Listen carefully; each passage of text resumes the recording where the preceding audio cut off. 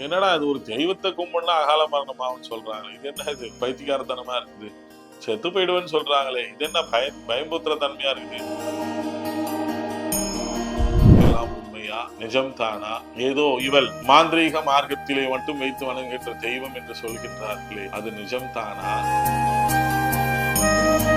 இந்த புவியிலே நாம் மடிந்தாலும் நாம் அவளுக்கு இட்டு சென்ற பணி என்றும் அழியாத நிலையாக மாற்ற வேண்டும். அதுவே ஒவ்வொரு பிறப்பினுடைய ரகசியம். இனி வரும் காலகட்டத்தில் லட்சோப லட்ச கோடான கோடி மக்களுக்கு தன்னுடைய ஆளுமையை, தன்னுடைய அருளை, தன்னுடைய வரத்தினை அளிப்பதற்காக அவ்விடத்திலே அமர்ந்து அனைவருக்கும் அருள் பாலிக்க காத்துக் கொண்டிருக்கின்றார்.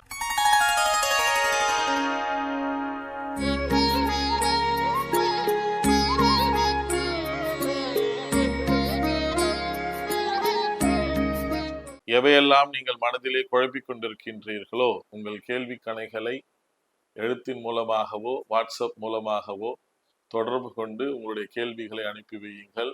உங்களுக்கான விடைகளை யாம் அளிக்க காத்து கொண்டிருக்கின்றோம். உங்களுக்கான விடையை பெற்று அன்னை வாராகியின் அருளாசிகளோடு நோயற்ற வாழ்வோடு வளமானதொரு வாழ்வினை வாழ்ந்திடுங்கள். என்றும் என் அன்னை வாராகி உங்களை ஆசீர்வதிப்பதாக. நமோ வாராகி.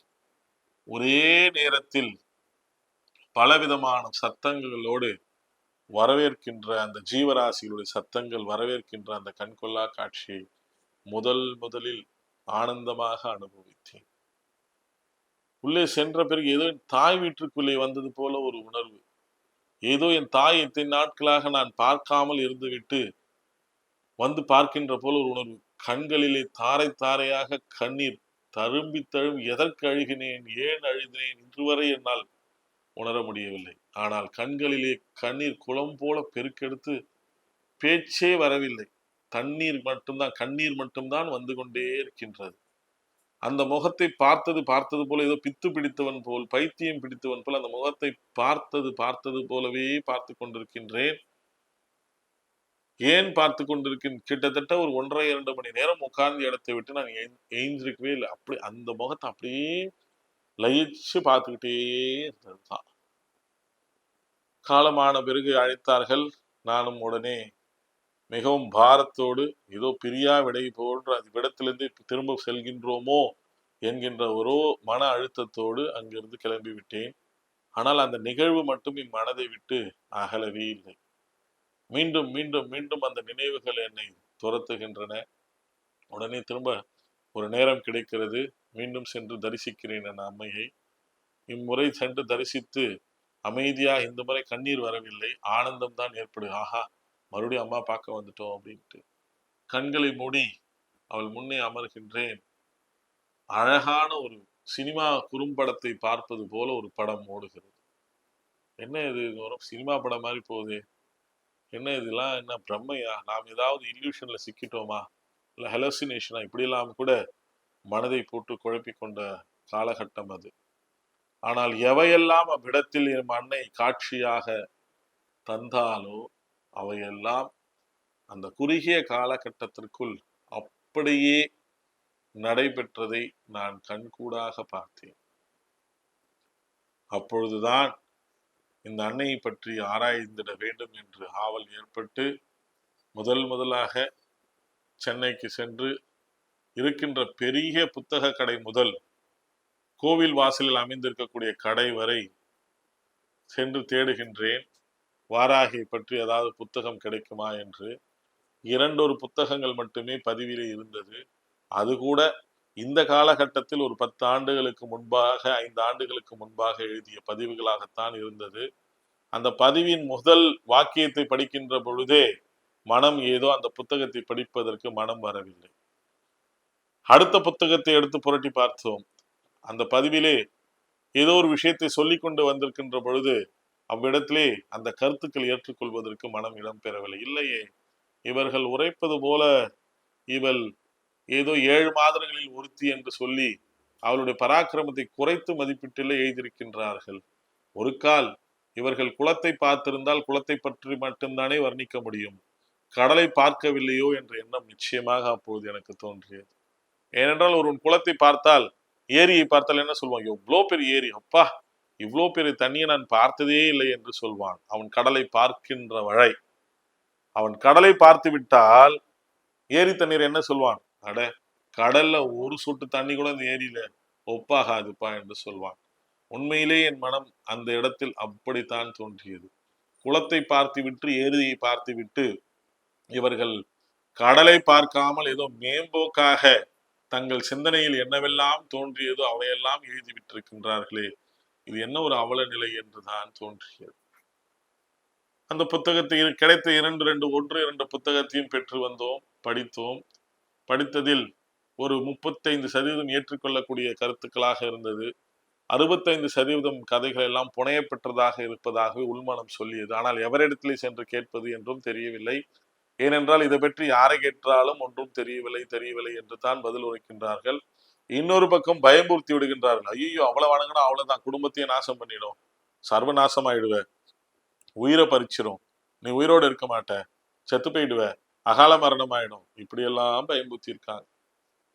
என்னடா இது, ஒரு தெய்வத்தை கும்பிடனா அகால மரணம் ஆகும்னு சொல்றாங்க, இது என்ன, இது பைத்தியக்காரத்தனமா இருக்குது. செத்து போயிடுவேன்னு சொல்றாங்களே, இது என்ன பயம்பூத்துற தன்மையா இருக்குது. ஐயோ, அவளுக்கு நீங்க தீனி போட முடியாதுன்றாங்களே, தீனி போட முடியாதா? என்ன தீனி நம்ம போடணும்? நம்ம வளர்க்கறது மாடா எருமாடா? ஒண்ணும் கிடையாது, தெய்வம் தானே. தெய்வத்துக்கு தீனி போடுறதுக்கு மனுஷனுக்கு எங்க தகுதி இருக்குது முதல்ல? இதெல்லாமே பைத்தியக்காரத்தனமான வாதமாக இருக்கிறது என்றெல்லாம் முற்போக்குத்தன்மையாக மனதிலே எழுந்து கொண்டே இருந்தது. அப்பொழுதுதான் இந்த வேட்கை ஆரம்பமானது. நமக்கு ஒரு வாய்ப்பு கிடைத்தால் இந்த அன்னையை முற்றிலும் ஆராய்ந்து அவளை பற்றின அத்துணை ரகசியங்களையும் தெரிந்து ஒரு நாள் இந்த உலகத்திற்கு இவள் எவள் என்று உரைத்திட வேண்டும் என்ற ஆசை அப்பொழுதுதான் எனக்கு பிறந்தது. ஏன் இவ்வளவு பெரிய கதை சொல்லி வந்தேன் என்றால், நீங்கள் நினைக்கலாம் நானும் ஏதோ மேம்புள்ளை மேய்ந்து விட்டு உங்களுக்கு கருத்து சொல்ல வந்து விட்டேன் என்று, அல்லது ஏதோ ஒரு டிவி சேனலுக்கு அவளுடைய அந்த வியூஸை கூட்டுவதற்காக எம்மை அழைத்து பேட்டி எடுத்தார்கள் என்று. அப்படியெல்லாம் கிடையாது. ஸ்ரீ வாராகி டிவி நாமத்திலேயே வாராகி இருக்கின்றார்.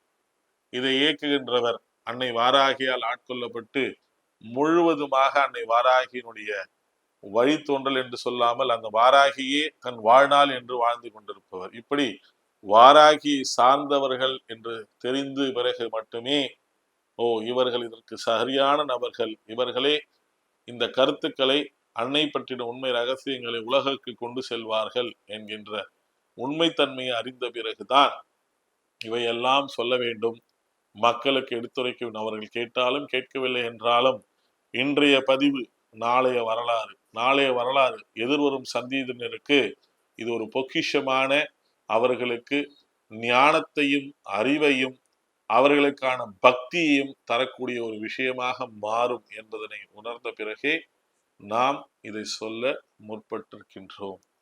ஏனென்றால் ஏதோ தாடி வைத்துக் கொண்டிருக்கின்றார் எல்லோரும் போல, அது உண்மையிலே தாடியா இல்லை இவர்கள் ஸ்டுடியோவுக்காக ஒட்டி வைத்து விட்டார்களா என்று தெரியவில்லை.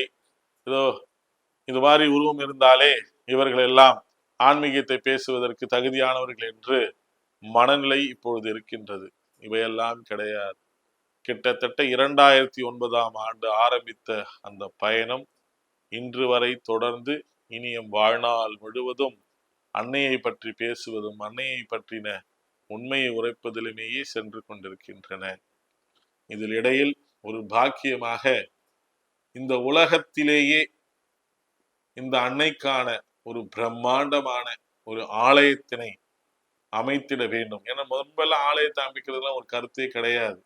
நானே திட்டுவேன், ஏன்பா புதுசா கோயில் எல்லாம் கட்டிக்கிட்டு, இருக்கிற கோயிலை பராமரிச்சா போதாதா என்ற எண்ணங்கள் முற்போக்குத்தனமாக எமக்கும் ஏற்பட்டது உண்டு.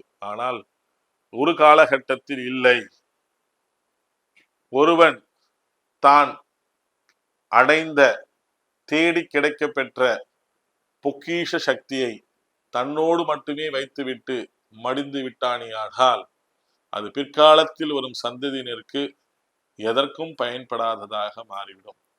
இதற்கா அந்த தெய்வம் வரம் தந்தது, இதற்கா அந்த தெய்வம் நமக்கு வரம் அளித்தது என்கின்ற ஒரு குழப்பத்தில் அன்னையிடத்திலே அப்பொறுப்பை ஒப்படைத்து விட்ட பிறகு அன்னை உரைத்த அத்தனை வாக்கிற்கு இணங்க, அன்னை எம் கரம் பிடித்து அழைத்து சென்ற அந்த வழிகாட்டுதலுக்கு இணங்க ஒரு தாயாய் தன் தனையனை அழைத்து சென்றதை போல ஒவ்வொன்றும் இப்படித்தான் இப்படித்தான் இப்படித்தான் இருக்க வேண்டும் என்று அவள் உரைக்க பெற்று அவள் உரையின்பால் அதை அப்படியே இந்த பூலோகத்தில் இந்த புவியில் அவளுக்கான ஒரு பிரம்மாண்டமான ஒரு ஆலயத்தினை எழுப்புகின்ற அந்த பணி முடிவடைந்த நிலையில் இனி அவளை பற்றி பேசுவதில் தவறில்லை என்கின்ற நிலைப்பாட்டினை எடுத்தே உங்கள் முன் இன்று பேசுவதற்கு நாம் ஆயத்தமாக இருக்கின்றோம். முழுவதும் இந்த அன்னையை பற்றின அத்தனை வழிபாடு முறைகளும் இந்த 32 பாமாலைகள் என்று சொல்கின்றார்கள், அவைகள் எல்லாம் என்ன? இந்த 32 ஏன் அந்த கணக்கு புரியவில்லையே? ஏன் ஒரு சிலர் சொல்வார்கள் 100 இருந்தது, அதில் 68 அழிந்து விட்டது, 32 மட்டுமே கிடைத்தது என்று. இவைகள் எல்லாம் உண்மையா? நிஜம்தானா? ஏதோ இவள் மாந்திரீக மார்க்கத்திலே மட்டும் வைத்து வணங்குகின்ற தெய்வம் என்று சொல்கின்றார்களே, அது நிஜம்தானா? அது பொய்யா?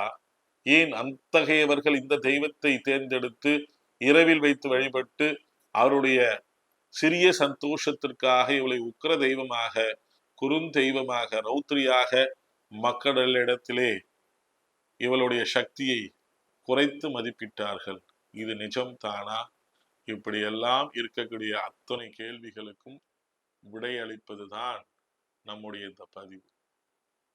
ஆக ஏன் இத்தனை நாட்கள் நீங்கள் இதை பற்றி சொல்லவில்லை என்ற ஒரு கேள்வி எழுப்பலாம். நமக்கென்று ஒரு கடமை அன்னை கொடுத்திருப்பாள். இந்த புவியிலே நாம் மடிந்தாலும் நாம் அவளுக்கு இட்டு சென்ற பணி என்றும் அழியாத நிலையாக மாற்ற வேண்டும். அதுவே ஒவ்வொரு பிறப்பினுடைய ரகசியம். நான் முதலிலே ஒரு விஷயத்தை உங்களிடத்தில் எவ்வளவோ தேடுதல்கள் இருந்தாலும் ஒரே ஒரு வரலாற்று விஷயத்தை மட்டும் பதிவிட்டேன். நான் யார்? தெய்வத்தை காண முடியுமா? அந்த தெய்வத்தோடு நாம் பேச முடியுமா? உண்மையில் என்னுடைய கடமைதான் என்ன என்றெல்லாம் ஒரு கேள்வி கேட்டேன். இந்த மூன்றுக்கும் என்னுடைய கேள்விக்கு விடை கிடைக்காமல் நான் எப்படி உங்களிடத்திலே இந்த அன்னையை பற்றி பேசுவதற்கு தகுதி படைத்தவனாக இருப்பேன்? இப்ப முதலில் எனக்கு இதற்கு விடை கிடைக்க வேண்டும். எனக்கு இந்த விடை கிடைத்த பிறகுதான் உங்களிடத்திலே நீங்கள் கேட்கின்ற கேள்விகளுக்கு நான் தகுதி பெற்றவனாக மாறுகின்றேன் என்ற அர்த்தம். எப்பொழுது எனக்கு அந்த கேள்விகளுக்கெல்லாம் விடை கிடைத்து விட்டது என்று என் மனம் நிறைவு பெற்றதோ அப்பொழுதே என் அன்னை எமக்கு உத்தரவிட்டு விட்டால் இனி அவளை பற்றி பேசுவதற்கு எனக்கு தகுதி இருக்கிறது என்று. ஏனென்றால் நான் பேசுவது ஏதோ நம்மோடு இருக்கின்ற சக மானிடர்களை பற்றி அல்ல. கடுகளவு கூட தகுதி என்று சொல்லாமல் இந்த உயிரினம் என்று சொல்லலாம். கடுகளவு இருக்கக்கூடிய என் உயிரினம் இந்த பிரபஞ்சத்தை பற்றி பேசுவது என்றால் முதலில் நமக்குள்ளே ஒரு பயமும் இருக்க வேண்டும், பக்தியும் இருக்க வேண்டும். எல்லாவற்றுக்கும் மேலாக நம் ஞான அறிவு நம்முடையதாக இல்லாமல் அந்த அன்னையினுடைய அறிவால் பேசினால் மட்டுமே இதில் நிச்சயமாக உண்மைத்தன்மையை உறக்க நாம் மக்களுக்கு எடுத்து சொல்ல முடியும். ஆக நான் யார்? ஒரு விடை கிடைத்தது. என்னுடைய கடமை என்ன? மேலும் விடை கிடைத்தது. அன்னையை காண முடியுமா? ஸ்பரிசிக்க முடியுமா? முடியும். இப்படி அனைத்துக்கும் விடை கிடைத்ததன் பலனாக நாம் வசிக்கின்ற வேலூர் மாவட்டத்தின் பள்ளிகொண்டா என்கின்ற பகுதியில் இந்த அன்னைக்காக அழகிய ஒரு இயற்கை சூழலிலே 16 அடி கொண்ட ஒரு சிலா ரூபத்தில் அன்னையை விஸ்வரூபமாக ஸ்தாபித்து பிரதிஷ்டை செய்து, அது ஏதோ கல்லால் ஆனதாக அல்லாமல் நிஜத்தில் அன்னை அவ்விடத்திலே வசிக்கின்றாள் என்பதற்கு இணங்க வாசஸ்தலம், அன்னை வசிக்கின்ற இடம் வாசஸ்தலம்.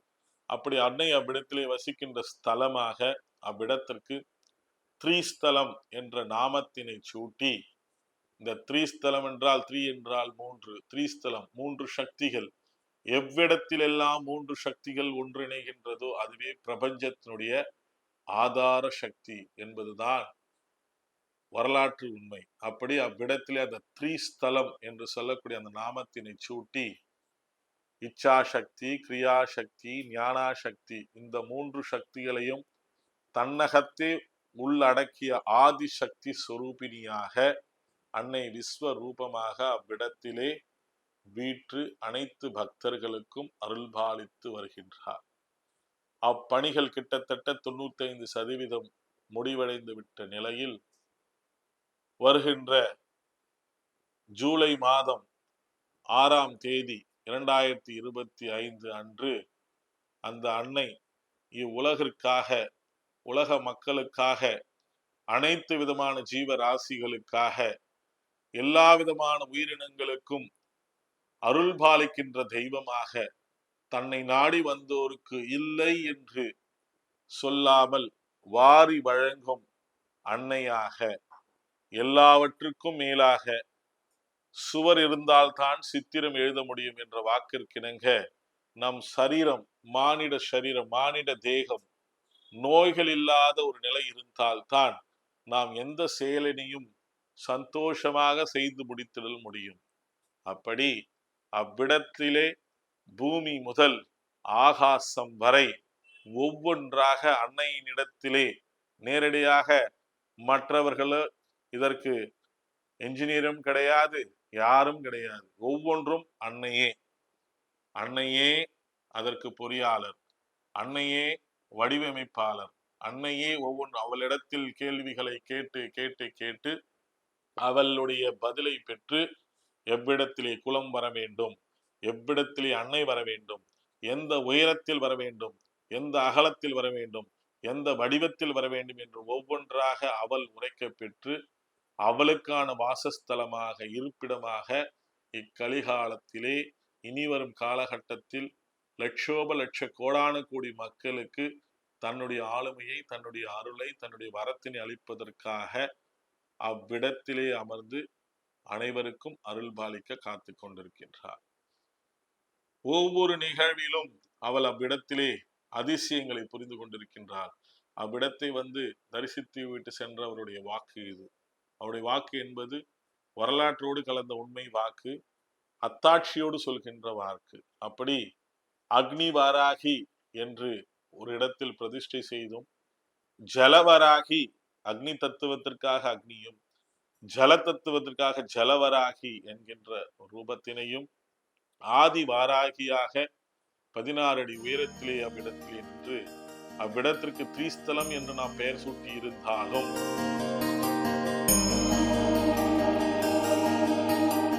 எவையெல்லாம் நீங்கள் மனதிலே குழப்பிக் கொண்டிருக்கின்றீர்களோ உங்கள் கேள்வி கணைகளை எழுத்தின் மூலமாகவோ வாட்ஸ்அப் மூலமாகவோ தொடர்பு கொண்டு உங்களுடைய கேள்விகளை அனுப்பி வையுங்கள்.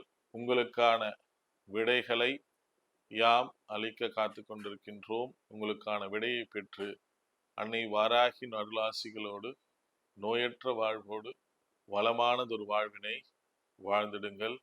என்றும் என் அன்னை வாராகி உங்களை ஆசீர்வதிப்பதாக.